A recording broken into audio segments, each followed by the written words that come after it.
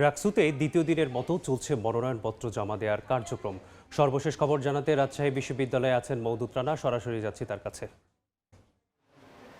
রানা, আজ মনোনয়নপত্র জমা দেওয়ার দ্বিতীয় দিন, তবে এখন পর্যন্ত গেল দুদিনে কোনো শিক্ষার্থী মনোনয়নপত্র জমা দিতে পারেনি। শিক্ষার্থীদের যেটি অভিযোগ, তারা বলছেন যে এবার রাকসু নির্বাচনে তাদের যে মনোনয়নপত্র জমা দিতে হবে, সেই জমা দেওয়ার সাথে ডোপ টেস্টের যে প্রতিবেদন সেটি জমা দিতে হবে।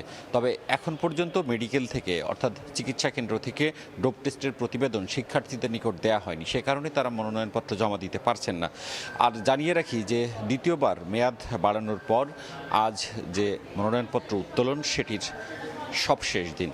এর আগে গত বৃহস্পতিবার মনোনয়নপত্র যখন জমা দিবেন তখন একটি অনাকাঙ্ক্ষিত ঘটনা ঘটে এবং এরপর আবার মনোনয়নপত্র সময়সীমা বৃদ্ধি করা হয় এবং সেই সময়সীমা বৃদ্ধির পর ছাত্রদল এবং সাধারণ শিক্ষার্থীদের মধ্যে একটি ন্যাক্কারজনক ঘটনা ঘটে এবং তারই ফলশ্রুতিতে কাল এবং আজ দুদিন মনোনয়নপত্র উত্তোলনের সময়সীমা বৃদ্ধি করে। আমরা দেখেছি গতকাল 5 জন মনোনয়নপত্র তুলেছিলেন, কিন্তু এখন পর্যন্ত আজকে মনোনয়নপত্র কেউ তোলেনি এবং এখানকার রাকসু নির্বাচন কমিশনের হিসেব অনুযায়ী এখন পর্যন্ত 292 জন কেন্দ্রীয় ছাত্র সংসদ এবং সিনেট ছাত্র প্রতিনিধি পদে নির্বাচনের জন্য মনোনয়নপত্র উত্তোলন করেছেন।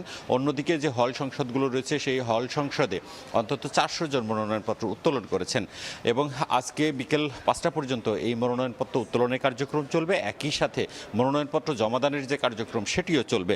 তবে শিক্ষার্থীরা যেটি বলছেন যে মনোনয়নপত্র যে ডোপ টেস্টের প্রতিবেদন সেটি পেলে মনোনয়নপত্র জমার যে গতি সেটি বাড়বে এবং বিশ্ববিদ্যালয় প্রশাসন আজকে একটি বৈঠকে বসবে। সেই বৈঠকে 2024-25 শিক্ষাবর্ষের নবীন শিক্ষার্থীরা ভোটার তালিকায় অন্তর্ভুক্ত হবে কিনা সেটির সিদ্ধান্ত নিবে। এই ছিল রাজশাহী বিশ্ববিদ্যালয় থেকে আমার কাছে সর্বশেষ। সরাসরি যুক্ত ছিলাম রাজশাহী বিশ্ববিদ্যালয় থেকে, জানছিলাম রাকসু নির্বাচনের সর্বশেষ।